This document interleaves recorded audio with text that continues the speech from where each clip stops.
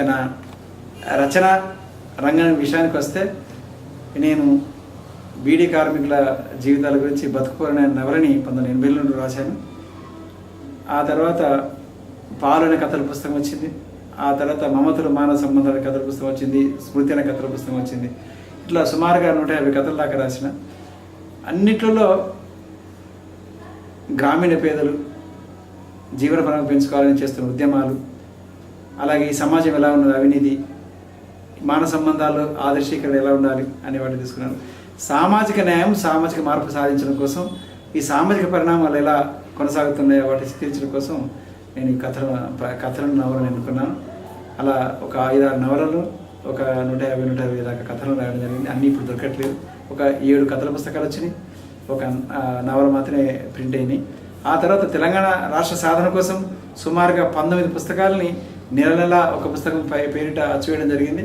మధ్య మధ్యలో ఆగితే ఆ తర్వాత వాటిని పెద్ద పుస్తకాలు అచ్చివేయడం జరిగింది. ఎక్కువ పేజీలతో 20 పేజీలు 30 పేజీల పుస్తకాలు కాకుండా 100-150 పేజీల పుస్తకాలుగా వాటిని అచ్చివేయడం జరిగింది. ఇంగ్లీష్లో కూడా Telangana state need of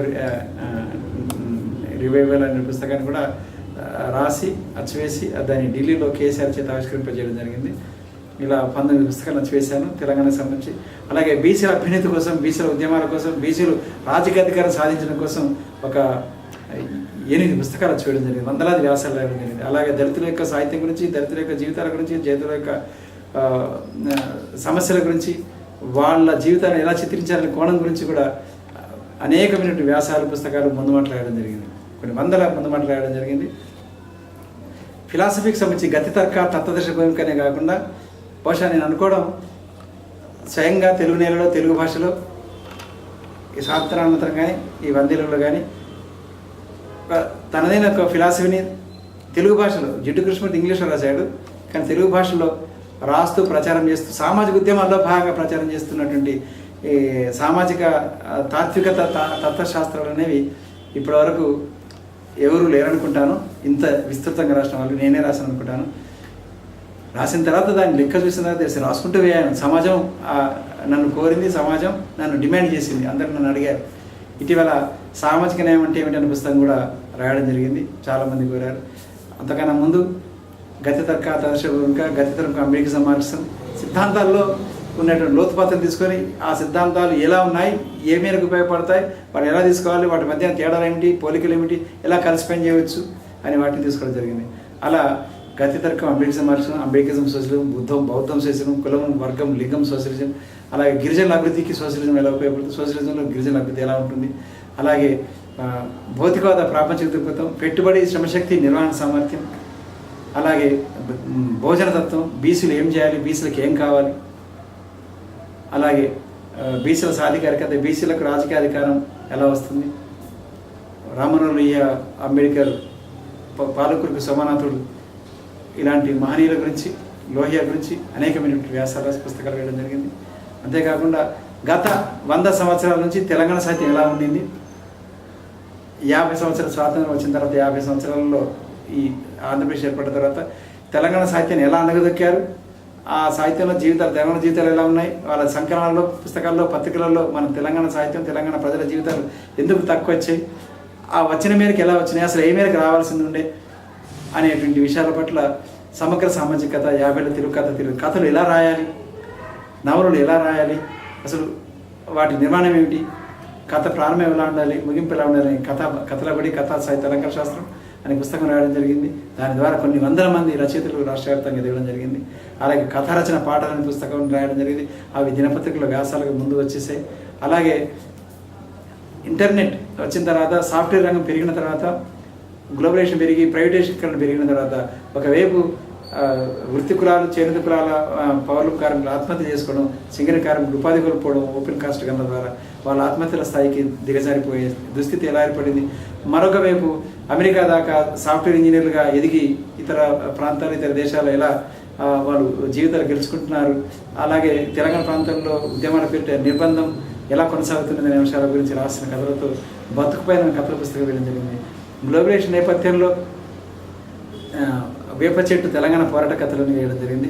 globalisation అనేది బౌద్ధం నుంచి ఎలా మొదలైంది, ఇప్పుడు గ్లోబలైజేషన్కు అప్పుడు గ్లోబలైజేషన్కు పరిణామాలు ఏమిటి అనే దాని మీద కథలు చిత్రీకరించడం జరిగింది. రిజర్వేషన్ల ద్వారా అభివృద్ధి అందినంత రిజర్వేషన్ ఉన్నప్పుడు కూడా అభివృద్ధి అందుకోలేని దుస్థితి ఎలా ఉందని దాని మీద కూడా రాయడం జరిగింది. అలాగే ఫెమినిజం తెచ్చిన మార్పులు ఏమిటి, మహిళల్లో కానీ సాధికారతలో కానీ ఎలాంటి మార్పులు తెచ్చిందని దాని మీద కూడా 5వ వార్డు, అలాగే వేదవతి ఇలాంటి కథ అనేకమైన జీవనయానం బతుకుపైన ఇలాంటి కథల్ని అనేకంగా చిత్రీకరించడం జరిగింది. అలాగే పాలునే కథల పుస్తకం అది ఆంధ్ర యూనివర్సిటీలో కాకతీయ యూనివర్సిటీలో ఎంఏకి టెక్స్ట్ బుక్ పెట్టడం జరిగింది. అలా ఈ తెలంగాణ తల్లి ఎరుక అనే పుస్తకం మొట్టమొదటి తెలంగాణకు సంబంధించింది అచ్చు వేయడం జరిగింది. ఆ తర్వాత 2వ పుస్తకం 3వ పుస్తకం అందుబాటులో లేదు. ఇది ఈ తెలంగాణ జయత్రాత్రి అనే పుస్తకం 4వ పుస్తకంగా వచ్చింది. ఆ తర్వాత ఒక్కొక్క దాంట్లో ఇందులో ఏ దశలో మనం తెలంగాణ ఉద్యమాలు ఎలా సాగుతూ వచ్చింది, దాని నాయకత్వం ఎలా వచ్చింది, అప్పుడు డిమాండ్ ఎలా ఉన్నాయి, ఎలాంటి ఉద్యమాలు తీసుకున్నాం, ఎలాంటి భావజాలాలు తీసుకున్నాం, దాని మీద అదిగదిగో తెలంగాణ అనే దాంట్లో అసలు ఉద్యమాలు భారతదేశంలో ఎలా జరిగినాయి, అవి తీసుకొచ్చిన మార్పులు ఏమిటి, మనకు ఆ నమూనాలు ఏ ఉద్యమాలు మనకు ఉపయోగపడతాయి అనే దాన్ని ఈ అదిగదిగో తెలంగాణ పుస్తకంలో రాయడం జరిగింది. ఇందులో ఇష్టాగోష్ఠి గద్దర్తో పాటు అలాగే కేసీఆర్తో పాటు నేను మాట్లాడుకున్న విషయాలన్నీ ఇందులో రికార్డు చేయడం జరిగింది. అట్లా అసలు కేవలం తెలంగాణ రాష్ట్రం రాజకీయ విభజనైనా, భౌగోళిక విభజనైనా, రాజకీయ అధికారమైనా కాదు. మన ఊరిని మనం అధ్యయనం చేయాలి. మన ఊరిని ఎలా అభివృద్ధి పరచుకోవాలి, గత 10 ఏళ్ల క్రితం ఎలా ఉంది, 20 ఏళ్ల క్రితం ఎలా ఉంది, 50 ఏళ్ల క్రితం ఎలా ఉంది, మన ఊరిని మనం అధ్యయనం చేసి ఆ ఊరిని ఎలా డెవలప్ చేసుకోవాలి, ఆ ఊరిలో ఎంతమంది విద్యార్థులు ఉన్నారు, ఎంతమంది ఇతర దేశాలకు వలస వెళ్తున్నారు, ఎన్ని బర్రెలు ఉన్నాయి, ఎన్ని ఆటోలు ఉన్నాయి, ఎంతమంది టీచర్లు ఉన్నారు, ఇలాంటివన్నింటి మీ ఊరిని మీరే అధ్యయనం చేయండి. రియల్ ఎస్టేట్ వ్యాపారంలో ఏం జరుగుతున్నది, ఈ రియల్ ఎస్టేట్ వ్యాపారంలో రైతులకు నిజంగా ఇంకెంత అందాల్సిన అవసరం ఉన్నది, ఎవడో 2 లక్షల ఎకరం కొనుక్కొని 2 కోట్ల దాకా అమ్ముకుంటే ఈ రైతుకి ఎట్లా చెందాలి. ఒక పుస్తకాన్ని మనం అచ్చు వేస్తే 60 సంవత్సరాల పాటు దాని మీద కాపీరైట్ హక్కు ఉంటున్నట్టుగా ఆ రైతు అమ్మిన అతనికి రాయల్టీలో 20 సంవత్సరాల దాకా హక్కు ఉండాలి. అది 2 లక్షలది 20 కోట్లు అయితే దాంట్లో ప్రపోర్షనేట్గా అతనికి దానిలో వాటా అందాలి అనేటువంటి కోణాలని, అలాగే అనేకమైన కోణాలని ఇందులో ఈ మీ ఊరిని మీరే అధ్యయనం చేయనటువంటి పుస్తకంలో 6వ పుస్తకంలో రాయడం జరిగింది. తెలంగాణ ఉద్యమంలో నక్సలైట్లు ఎలాంటి పాత్ర నిర్వహించారు, అది ఎలా కొనసాగుతున్నది, వాళ్ళు చేసినటువంటి మంచి ఏమిటి, దానివల్ల వచ్చిన నష్టం ఏమిటి అనేది ఇందులో రాయడం జరిగింది. ఇది గత 50 సంవత్సరాలుగా అసలు భూమి సమస్య గురించి జరుగుతున్న చర్చ అంత ఎలా ఉన్నది, అసలు చిన్న రాష్ట్రాలు ఏర్పాటు జరిగినటువంటి అన్యాయమే ఇవాళ భారతదేశ వ్యాప్తంగా జరుగుతున్నటువంటి ఉద్యమాలకు బీజం. అది ఏం జరిగింది, మొట్టమొదటిగా జాతీయ స్థాయిలో ఉన్నటువంటి బ్రిటిష్ ప్రభుత్వం తొలగింది, అది కాంగ్రెస్ పార్టీకి అధికారం అప్పగించారు. ఆ తర్వాత చిన్న రాష్ట్రాలను ఏర్పాటు చేశారు. ఆ తర్వాత సంస్థానాలు 560 సంస్థలను విలీనం చేశారు. నైజాం, ఆ తర్వాత కాశ్మీర్, తర్వాత విలీనం అయ్యాయి. అయితే రాష్ట్ర ప్రభుత్వం వచ్చేసింది, కేంద్ర ప్రభుత్వం వచ్చింది. కానీ కింది స్థాయిలో జమీందారులు, జాగీర్దారులు, భూస్వాములుగా కరణాలుగా ఉన్నటువంటి వాళ్ళ చేతుల్లో అధికారం ఉన్నది. వాళ్ళ ఆ సందర్భంగా వాళ్ళకు అప్పగించిన భూములు ఒక తహసీల్దార్గా, ఒక ఆర్డీఓగా ఎట్లయితే వాళ్ళ చేతుల్లో అధికారం ఉన్నప్పుడు భూములు ఉంటాయో ఆ భూములు అన్నీ మళ్ళీ తిరిగి ప్రభుత్వానికి చెందాలి అనేటువంటి చట్టం చేయలేదు. దానివల్ల గత 1840 నుంచి 1860 దాకా ఉన్నటువంటి ప్రవేశపెట్టినటువంటి జమీందారీ జాగీర్దారీ పనుల వ్యవస్థ వల్ల ఎదిగిన భూస్వామ్య వర్గాలు ఇవాళ అన్ని రంగాలు ఎదగడానికి కారణమైనవి. ఇవాళ ఉన్నట్టు అన్ని అసమానతలకి ఆ మొదట కేంద్ర ప్రభుత్వంలో బ్రిటిష్ ప్రభుత్వం రద్దయిపోయి కాంగ్రెస్ ప్రభుత్వం వచ్చింది. రాష్ట్ర ప్రభుత్వాలు సంస్థానాలు రద్దయిపోయి రాష్ట్ర ప్రభుత్వ ఎన్నికల ద్వారా వచ్చినాయి. 3వ దశలో కింది స్థాయిలో ఉన్నటువంటి ఆ ప్రభుత్వ యంత్రాంగం వ్యక్తిగత అధికారం, వ్యక్తిగత ఆస్తిగా మారడం వల్ల వచ్చిన సమస్యలు ఏంటో, అది భూమి సమస్యకి ఎలా మూల కారణం అయిపోయిందో, ఇందులో కులవృత్తులను పారిశ్రామిక విప్లవం నాశనం చేయడం ద్వారా భూమి మీద వృత్తి కులాల వాళ్ళు వలస వెళ్ళడం వల్ల ఎన్ని సమస్యలు రేకెత్తించబడ్డాయో ఈ తెలంగాణ ఉద్యమం నక్సలైట్ పాత్ర పుస్తకంలో రాయడం జరిగింది.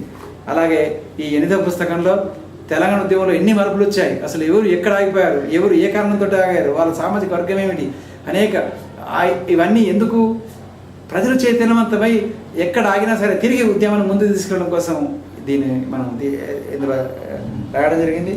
ఆ తర్వాత మళ్ళీ అనేక అసలు సమైక్యతావాదం గురించి వచ్చినప్పుడు నేను అప్పుడు ఏం చేశానంటే ఈ సమైక్యతావాదులకు ఆంధ్ర ప్రాంతంలో ప్రజలు వేసిన ప్రశ్నలన్నింటినీ ఇందులో రాయడం జరిగింది. గీసేవాడికి చెట్టు అయినప్పుడు అది కోసేవాడికి కొబ్బరి చెట్టు అని మీరు వామపక్షాల వాళ్ళు ఆంధ్ర ప్రాంతంలో ఎందుకు మీరు చేయలేదని నినాదాన్ని ఇలాంటి వాటన్నిటి ఇందులో పొందుపరచడం అనేది. వాళ్ళు ఏ మేరకు అభివృద్ధి పరిచారు, వాళ్ళు వాళ్ళ ప్రాంతాలను అభివృద్ధి పరిచేది అయితే హైదరాబాద్ ఎందుకు కేంద్రీకరిస్తారు, వాళ్ళు వాళ్ళు స్వార్థం కోసం పనిచేశారు తప్ప వాళ్ళు అక్కడ ప్రజల కోసం కాదు. అది అభివృద్ధి వికేంద్రీకరణ చేయలేకపోయారు. ఈ హైదరాబాద్లో చేశారు వాళ్ళ లాభాల కోసం అని చెప్పి. అందుకే జయహో ఆంధ్ర రాష్ట్రం ఏర్పడడం ద్వారా ఎంత అభివృద్ధి జరుగుతుంది బీసీ ఎస్సీ ఎస్టీలకు అనేది. ఇప్పుడు ఆంధ్రప్రదేశ్ ఉండడం వల్ల కేవలం కమ్మారెడ్డి వెలమ ఆ తర్వాత రాజులు అనేటువంటి నాయుడు కులాలకు తప్ప మిగతా ఆంధ్ర ప్రాంతంలో ఏ కులాలు లాభపడలేదు. వాళ్ళు హైదరాబాద్ ముఖం చూడనటువంటి వాళ్ళు కోట్ల మంది ఉన్నారు. అలాంటి వాళ్ళందరికీ అది ఒక రాజధాని వాళ్ళకి దగ్గర అవుతే వాళ్ళకి ఎంత లాభం జరుగుతుంది, వాళ్ళు ఎలా ఎదుగుతారు, నూతన నాయకత్వం ఎలా వికసిస్తుందనే పుస్తకాలను ఒక 6 పుస్తకాలు రాయడం జరిగింది. అలాగే మనకి ఈ బీసీ నాయకత్వం కావాలి, ఎస్సీ నాయకత్వం కావాలి తెలంగాణ ఉద్యమం అని చెప్పేసి ఇటీవలి కాలంలో మాట్లాడినప్పుడు ఉద్యమ ప్రారంభంలో వాళ్ళు వ్యతిరేకించారు. కానీ ఉద్యమం ఉధృతమై వాళ్ళ చేతుల్లో ప్రజలు లేకుండా పోయిన తర్వాత బీసీ నాయకత్వం కావాలని చర్చ తీసుకొచ్చినప్పుడు అది ఉద్యమం విచ్ఛిన్నానికి దారితీస్తుందని, అసలు 100 సంవత్సరాల్లో ఏ ఉద్యమంలోనైనా సరే బీసీలు ఎస్సీ నాయకత్వంలోకి వచ్చారని చెప్పేసి సంక్షిప్తంగా 100 ఉద్యమాల పుస్తకాన్ని అద్భుతంగా అచ్చివేయడం జరిగింది.